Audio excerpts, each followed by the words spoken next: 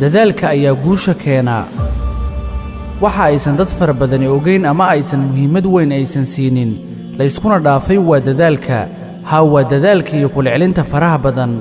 waana sirta qof walba wax ku guulaystay uu sameeyey waxaana xaqiiqo ah in wax kastoo aad ku dadaashaa aad gaarayso soomaaliduna waxay tidhaahdaa dadaalaa wuu gaaraa sidoo kale taa cagsigeeda in waxaadan in badan ku dadaalin aadan ka soo hooyin doonin guul weyn xitaa waxaasi hadday yihiin waxaad aqoon hore u lahayd waxaa kaaga dhow kan hadda ku cusub balse kaa dadaal badani inuu ku guulaysto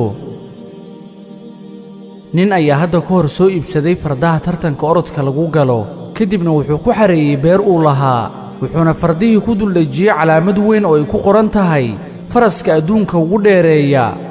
milkiilaha faraskani ma uusan orosjiin mana uusan tababarin faraskii kadib ayuu maalin ku sii dhexdaayey fardihii kale ee tartamayey wuxuuna noqday faraskii kii ugu dambeeyey fardihii orotamayey oo idil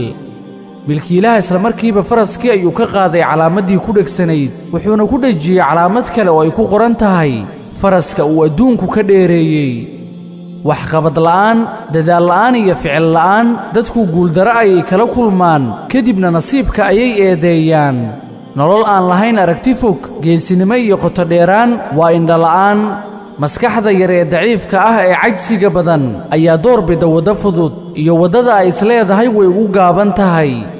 bal weydii qof ciyaaryahan ah sida uu dareemo marka uu ka baxo tababarka waxa uu kuu sheegayaa inuu ruuxbax dareemo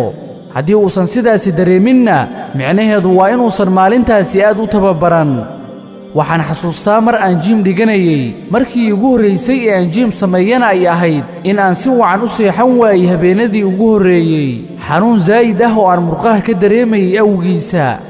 waxaan weyddiiyey wiil ka mid ahaa kuwii igaga horreeyey jimicsiga wuxuu igu yidhi waa inaad faraxdaa marka ay murquhu ku xanuunaan sababtoo ah markaasi ayaad samaysay sidii la rabay uuna dhismayaa muruqaaga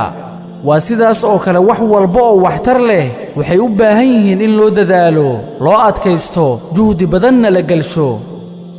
xitaa aniguba marka aan diyaarinaya barnaamij sidan oo kale ah waxaan kala kulmaa daal fara badan si aan u soo saaro cod tayo leh iyo erayo saamayn leh haddaba balanteennu waa dadaal badan iyo ficil joogto ah si aynu dhammaadka qisadeenna ugu raaxaysanno guushaan doonaynay in shaa allah والسلام عليكم ورحمة الله وبركاته.